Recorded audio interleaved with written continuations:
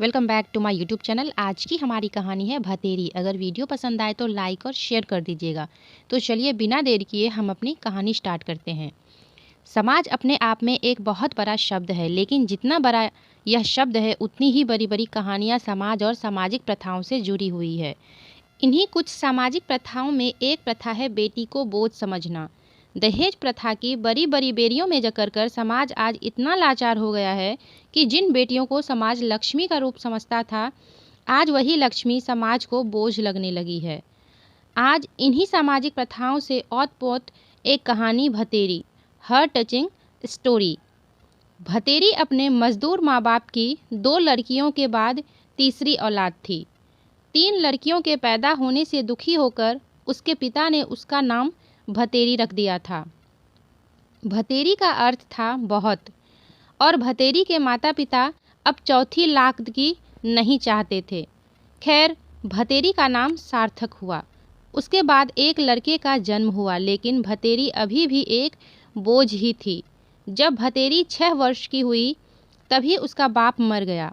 पिता की मौत के बाद घर में अब उसकी माँ विमला और दादी रज्जो ही थे, जो इन चारों भाई बहनों का भरण पोषण कर रहे थे।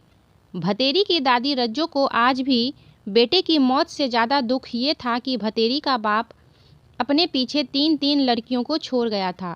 वो अक्सर कहा करती थी, खुद तो मुक्ति पा ली, अब पता नहीं मेरी बुलावा कब होगी, कब भगवान इन नरकों से मुझे मुक्ति देगा। भतेरी ने लड़की होने के कारण अपनी पूरी जिंदगी अपने परिवार की घृणा और दुत्कार ही सही। पति की मौत के बाद भतेरी की माँ विमला भी भाव शून्य हो गई थी।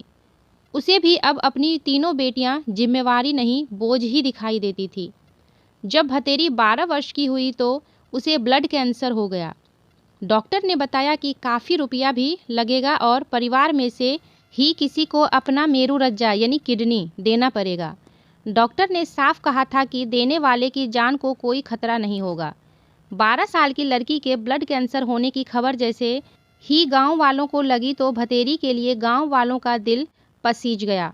घर की माली हालत देखकर भतेरी के इलाज का पूरा खर्चा गांव वालों ने उठाने का फैसला किया, लेकिन यहाँ समस्या पैसे की नहीं आ रही थी। ग्रामीण समाज आज भी भावात्मक समाज है। कई व्यक्ति थे जो भतेरी के इलाज के लिए पैसा खर्च करने को तैयार थे, लेकिन इस बोझ के लिए परिवार में कोई भी अपने शरीर का मज्जा देने को तैयार नहीं था। भतेरी की 65 वर्षीय दादी को भी आज अपनी ज़िंदगी के बचे हुए कुछ वर्ष भतेरी की ज़िंदगी से ज़्यादा कीमती लगे। वो लड़की थी, इसलिए उसके परिवार के लिए उसकी ज़िंदगी बोझ थी। अपनी बीमारी से घुटती भतेरी आज मर चुकी थी। घर पर काफ़ी लोग जमा थे। सब भतेरी की माँ और दादी को ढांढस बंधा रहे थे और उनकी गरीबी को कोस रहे थे। आज मृत भतेरी का चेहरा शांत था। उसने अपनी ज़िंदगी में बस अपने परिवार की दुत्कार सही थी और बाद के कुछ समय बीमारी की पीड़ा, लेकिन आज वो शांत लग रही थी।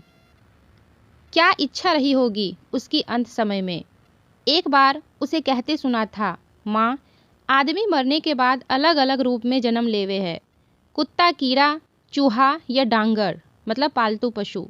माँ, मैं तो डांगर या कीड़ा बन जाऊंगी पर आदमी ना बनूं। देखिए, जानवरों को तो पता ही नहीं होता उनकी औलाद में कौन सा लड़का है और कौन सी लड़की।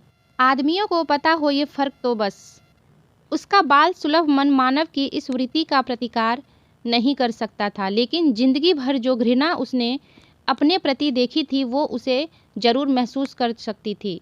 शायद भगवान उसकी अंतिम इच्छा पूरी करे। तो फ्रेंड्स, आपको ये कहानी कैसी लगी कमेंट करके बताइएगा, और वीडियो पसंद आई तो लाइक और शेयर भी कर दीजिएगा। ऐसी वीडियोस देखने के लिए मेरे चैनल को सब्सक्राइब करके बेल आइकन को प्रेस कर दीजिएगा, ताकि मेरे वीडियोस का नोटिफिकेशन आपको मिल सके। तो फिर मिलते हैं एक नई वीडियो में एक नई कहानी के साथ। तब तक के लिए टेक केयर एंड बाय।